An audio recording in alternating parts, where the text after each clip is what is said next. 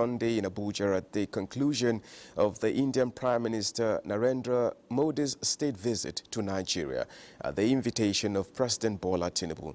The special advisor to the President on Information and Strategy, Bayo Onanuga, says during their bilateral discussion, the two leaders agreed to a greater collaboration in counter-terrorism, maritime security and intelligence sharing. They also agreed to coordinated actions to safeguard maritime trade routes and combat piracy with growing threats in the Gulf of Guinea and the Indian Ocean. The two countries pledged to continue regular naval exercises and joint anti-piracy operations in the Gulf of Guinea to safeguard critical maritime routes. The leaders, according to Onanuga, reiterated their unequivocal condemnation of terrorism in all its forms and manifestations, including the cross-border movement of terrorists and terror financing networks and safe havens, and called for the implementation of the UNGA and the UNSC resolutions on countering terrorism and violent extremism. Prime Minister Modi reiterated India's readiness to support Nigeria's defense modernization efforts, highlighting India's emergence as a trusted defense manufacturer. The two leaders also highlighted the vibrant economic relationship between India and Nigeria, with India positioned as Nigeria's largest trading partner and a significant contributor to its economy. Nigeria commended the contributions of over 200 Indian companies operating in the country, which have generated substantial employment and investment opportunities.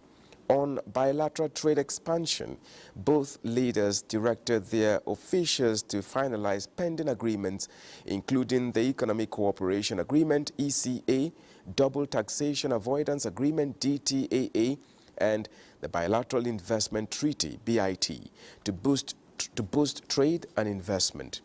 On infrastructure development, the joint statement arising from Prime Minister Modi's state visit stated that India reaffirmed its commitment to supporting Nigeria's development priorities through concessional lines of credit and technical expertise. On energy collaboration, Nigeria and India agreed on long-term contracts for crude oil and LNG supply and technical support in pipeline transmission security, CNG conversion and LPG bottling distribution, Onanuga said. The two leaders also discussed broader collaboration on food security and agriculture, health, education, and cultural exchanges. On food security, they agreed to enhance collaboration in the area of agriculture, from agricultural machinery, high-yield seeds, to sharing technical expertise, know-how, and technologies, and agreed to identify ways of cooperation in these areas. On healthcare sector, Nigeria and India pledged to deepen their collaboration, focusing on the establishment of hospitals and diagnostic centers, as well as the deployment of innovative health management systems. The Indian government also extended its commitment to supply high-quality generic pharmaceutical products to Nigeria at economical rates under the Pradhan Mantri Bharatiya Janaushadhi Pariyojana PMBJP scheme, a campaign launched by India's Department of Pharmaceuticals to provide quality medicines at affordable prices to the masses. The initiative is aimed at making essential medicines more affordable, particularly for vulnerable populations, and supporting Nigerian public hospital procurement processes. Both sides agreed to work together to encourage more Nigerian students to leverage these scholarship programs. President Tinubu and Prime Minister Modi applauded the vibrant cultural and academic exchanges between the two nations, which have included visits by cultural troupes, participation in film and literary festivals, and other collaborative activities.